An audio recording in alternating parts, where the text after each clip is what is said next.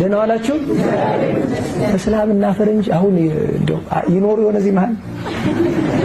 ቢስሚላህ ወሰላቱ ወሰላሙ አላ ረሱሊላህ። ይሄው እንዴት ንግግሮች ናቸው ተናጋሪውንም ሌሎችንም ችግሮች ውስጥ የሚከቷቸው። ልብህ ያውቀዋል አጠገብህ አንድም ፈረንጅ አንድም ሙስሊም እንደሌለ እያወቅ ስሜትህን ተከትለህ ግን ዋሸህ። እስላምና ፈረንጅ እዚህ መሃል ይኖራልን አልክ። እንደሌለ ልብህ እያወቀው የእስላም ጋይታችሁት ከሆነ እንዴ በሰማይ ተስፋ ስለሌለ እኮ ነው። እኔ ሳስበው የእስላምን ህግ አይታችሁት ከሆነ በሰማይ ተስፋ ስለሌለው እኮ ነው አልክ። እስቲ አንተ ስታስበው አይደለም ሙስሊሞች ማለት ነው ህንድ ላይ ላም የሚያመልኩት ሰዎች ራሱ ኢንካርኔሽን ድጋሚ እኮ እንመጣለን ብለው ተስፋ አላቸው እኮ። አይደለም እኛ ሙስሊሞችን በነቢያት ሁሉ ምናምን በብሉይ ኪዳን በአዲስ ኪዳን በመጨረሻው መጽሐፍ በቁርአን ምናምን የሆነውን ሰዎች እንግዲህ ወይ ስለ ሃይማኖት አታውቅም ማለት ነው። እኔ ወላሂ ነው ምልህ እመክርሃለሁ። ስለ ሌሎች ሃይማኖቶች አይደለም ስለ ራስህ ሳታቅ በአግባቡ ማውራት ለአደጋ ይጥልሃል። ምክንያቱም ወንጀልህ በአንድ ግለሰብ በራስህ ላይ ብቻ ሳይሆን የሚቆመው ሌሎችን ሁሉ ታሳስታለህ። በጣም የሚገርመው ደግሞ እዛ የተሰበሰቡት ሰዎች ሁሉ ይስቁልሃል።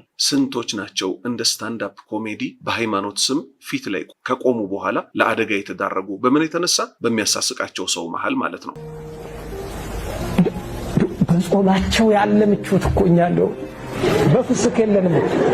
ቀጠልክና ምን አልክ? እኔ ሳስበው አልክ። ስለ አንተ ሐሳብ ማን አወራ? የተጠየቀው ስላለው ተጨባጭ ሁኔታ ነው። ምን አልክ? ስለኛ ጾም መሆኑ ነው እንግዲህ እያወራ ያለው። በጾማቸው ያለ ምቾት እኮ እኛ እኮ በፍስክ የለንም አልክ። ተው አትዋሽ። እኛ አይመለከተንም። ለምሳሌ ግን ቅዳሜ ቀን በለው ምን በለው የኩንስፓኛ ቤት ማአት ስጋም ይዘለዘለው ኦርቶዶክሶች ናችሁ የምትበሉት፣ ግን አይመለከተንም። ለምን? አላህ በረካ ያደርግላችሁ። ስለዚህ እኛ በእናንተ ጉዳይ ለምሳሌ እነዚህ ሰዎች እኮ ለፋሲካ ለገና በኃይለኛው ነው በሬ የ100,000 ብር የ200,000 ብር አይመለከተንም፣ አልተመለከተንም። አንተም ምን አትበል። በጾማቸው ሰዓት የሚበሉት እኮ እኛ እንኳን በፍስክ አናገኘውም ብለህ አትዋሽ። በደንብ ታገኙታላችሁ። ሚስት ጋር ነው መተኛት አትከለከል። በጾም ጊዜ ቅቤ ነው፣ ጮማ ነው፣ እርጎ ነው፣ ወተት ነው፣ ተምር ነው፣ ደግሞ ማለስለሻ ደግሞ። ቀጠልክና ምን አልክ? ከሚስት ጋር መተኛት እኮ አትከለከልም አልክ።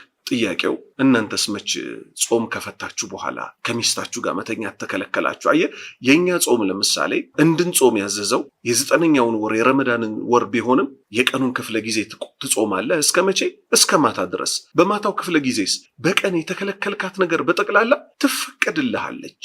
በቀን መብላት፣ መጠጣት፣ ከሴት ጋር ግንኙነት ማድረግ ተከልክሏል። በማታውስ ክፍለ ጊዜ እኛ የምናመልከው ጌታ በማታው ክፍለ ጊዜ ብሉ፣ ጠጡ፣ ሚስቶቻችሁን መገናኘት ትችላላችሁ አለ። እንዴ አንተ በዚህ አይነት ማለት ነው 2 ወር የፋሲካን ጾመህ ስትጨርስ በቃ ለዘላለሙ ሴት አትገናኝ፣ አትወለድም። አንተ አየህ ሃይማኖቱ እርም ያላረገውን ነገር በሌሎች ላይ እርም ልታደርግ አትሞክር እባክህ። አሁን ለዚህ ሁሉ ምን እንደጎዳህ ግን ልንገርህ። በስሜት ተነስተህ ያሳረርከን መስሎ እኛ ወላሂ ለእንዳንተ አይነቱ ሰው እናዝንለታለን። ምክንያቱም በስሜት ተነስተህ ተናገርክ። አመልከዋለሁ የምትለው ፈጣሪ ራሱ ይሄን አይወድልህም። ለምን? እሱን ለማስደሰት ሳይሆን እንደዚህ እየተንገበገብክ የሸረኛ የመንደር ወሬ የምታወራው ነፍስህን ተከትለህ ነው። ምክንያቱም ጾም ማለት በእናንተ ራሱ ከጧቱ ትነሳለህ 6 ሰዓት ድረስ የሚጾማለ፣ 9 ሰዓት ድረስ የሚጾማለ፣ 11 ሰዓት ድረስ የሚጾማለ። ከዛስ በቆሎም ያፈጥራለ፣ በሽሮም ያፈጥራለ።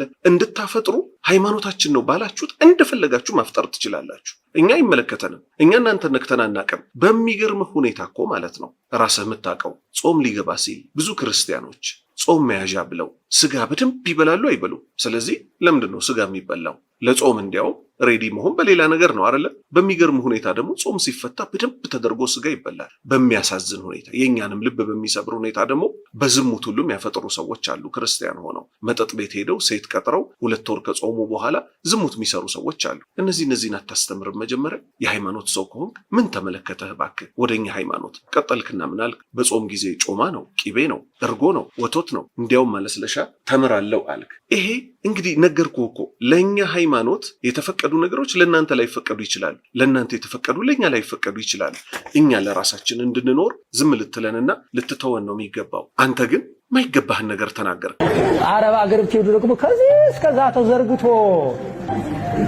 ስጋጃ በለው ነው ዛልግ ብለህ ያንንም እያፈሽክ መብላት። አሁን የጾም ነው እንደፈለገ ቢበላ እኮ የሰው ልጅ መጠን አለው የሚበላበት፣ ከዛ በላይ አይበሉም። ይልቁንም አንተ ለምን በክፉ አይን ተመለከትካቸው? ቀኑን ሙሉ ጾመው 12 ሰዓት 13 ሰዓት ተርበው ውለው አላህ የፈቀደላቸውን ቢበሉ አንተ ምን አገባህ እዚህ ውስጥ? ቀጠልክና ምን አልክ? አሁን ይሄ ጾም ነው አልክ። አዎ ጾም ነው፣ ለእኛ ጾም ነው። ለእናንተ ለምሳሌ አንድ ሙስሊም ብድግ ብሎ 6 ሰዓት ድረስ መጾም ጾም ይባላል ቢል ይመለከተዋል? አንድ ሙስሊም አይመለከተው። እኛም ባመንበት ምን እናደርጋለን? 12 ሰዓት ጾም 13 ሰዓት ጾም አንተ የሚመለከትህ ጉዳይ አይደለም። በዛ ላይ ደግሞ ማሰብ ያለብህ አረብ ሀገር ላይ ረጅም የሆነ ምግብ የሚቀርበው ለማን ይመስልሃል? ምስኪኖች ነው የሚበሉት። ድሃ እየተፈለገ ይበላል። አብዛኛውን ጊዜ ከአረብ ሀገር ተልኮ እዚህ ለብዙ ምስኪን የሚሰጠው አረቦቹ ለራሳቸው ቀድሞ ግን ምን ያደርጋሉ? ድሃ ሀገራት ላይ ላሉ ሰዎች ይልካሉ። እኔ እውነት አጋንንት ከበው የሚስቁባቸው እኮ የሚመስለኝ። እኔ እኮ አጋንንት ከበው የሚስቁባቸው ነው የሚመስለኝ አልክ። በሚመስለኝ አታውራ። አጋንንት ማለት ሰይጣን ነው። ሰይጣን የሚከበው የእንዳንተ አይነቱን ንግግር ነው። በእርግጠኝነት ምነግርህ ማለት ነው። ለምን የራስህ ሃይማኖት ላይ እንኳን ያልተደነገገን ነገር ተነስተህ ሰውን ለመንካት ሰውን ለመጉዳት ብለህ እንዲህ አይነት የአጋንንት ስራ ትሰራለህ? እባክህን ረጋ በል ትንሽ።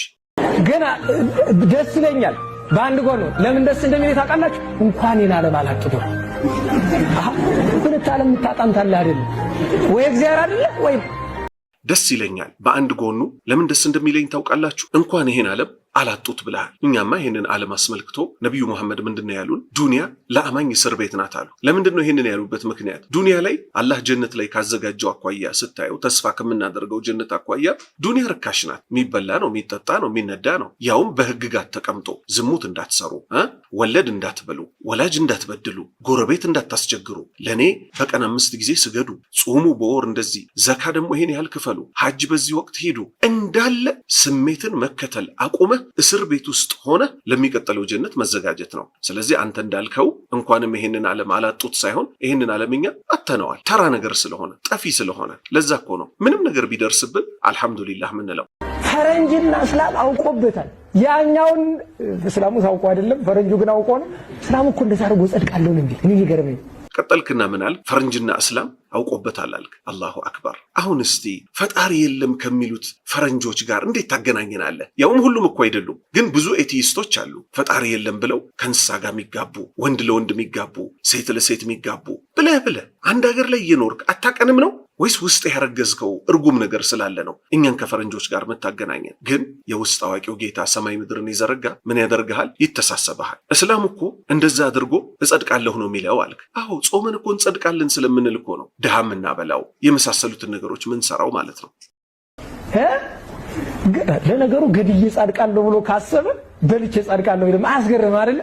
አያስገርምም በእውነቱ። ቀጠልክና ግን በጣም በሚያሳዝን ንግግርህም በዚህ ቆሻሻ ንግግር ደግሞ ዘጋኸው። ለነገሩ ገድዬ ጸድቃለሁ ብሎ ካሰበ በልቼ ጸድቃለሁ ቢል ያስገርማል? አያስገርምም በእውነቱ አልክ። አላሁ አክበር፣ አላሁ አክበር፣ አላሁ አክበር። ኢትዮጵያ ሙስሊምና ክርስቲያኑ አብሮ እየኖረ ነው። ሙስሊሙ በጣም ብዙ ነው በቁጥር፣ ክርስቲያኑም ብዙ ነው በቁጥር። ሰርግ ላይ ትጠራላችሁ፣ ለቅሶ ላይ እንመጣለን፣ ሰርግ ላይ ትመጣላችሁ። በቃ በዚህ መልክ ነው እየኖርን ያለ ነው። ታዲያ ለምንድን ነው ግዴታ እኮ ሰው በገጀራ ብቻ እኮ አይደለም የሚገደለው። ለምን በመርዝ አላጠፋናችሁም? እስቲ መልስልኝ።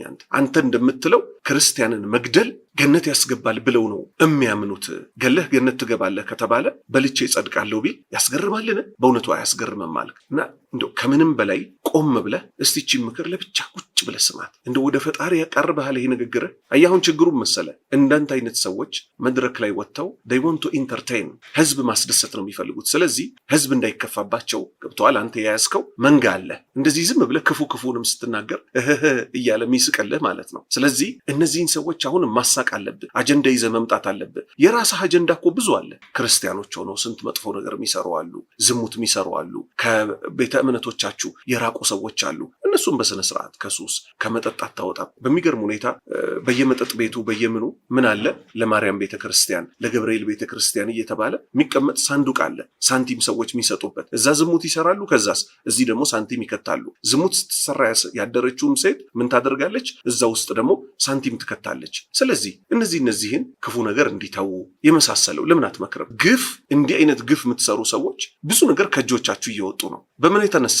የውሸትና የግፍ መጨረሻው እዚህ ምድር ላይ ስለሚያስከፍል። ስለዚህ እባክህ ወገናችን ቆም ብለህ አስብ፣ ቆም ብለህ አስብ። እኛን አልጎዳችሁንም። በየቀኑ የተበደለ ረዳቱ አላህ ነው። ይሄው አላህ እየረዳን ነው። አሁንም ገና ይረዳናል። እኛ ምን እስከሆነ ድረስ ሐቅ ላይ እስከ ቆምን ድረስ እኛም ከበደል እስከ ጸዳን ድረስ እኛም ከበደልናችሁ እኛም እናመልከው ጌታ አላህ ፍትሃዊ ጌታ ነውና በእኛ ላይ እርምጃ ይወስዳል። እናንተም ደግሞ ካልተቆጠባችሁ ራሳችሁን ችግር ላይ ከምጥሉ እንዲህ አይነት ንግግሮችን ከመናገር በፊት በወረቀት ጽፈ እቺ ንግግሬ ነገ ሰማይና ምድርን የዘረጋ ጌታ ዘንድ ራቁቴን ተቀስቅሼ ስቆም ያስጠይቀኛል ወይስ ጽድቅ ያሰጠኛል ብለህ ቆመህ አስብ። ምክንያቱም ሞቶ መቀስቀስን መርሳትና እዚህ ምድር ላይ ቲፎዞዎችን መሰብሰብ ትልቅ ነገር የመሰለው ሰው ካለ ለአደጋ ራሱን ይጥላል። አላህ ይዘንልን። አላህ ቅኑ መንገድ ይምራን። እቺን መከራ ውስጥ የገባች ሀገር ወደ ሰላም ይመልስልን። እሱም በብቸኝነት ከሚያመልኩ ሰዎች ያደርገን።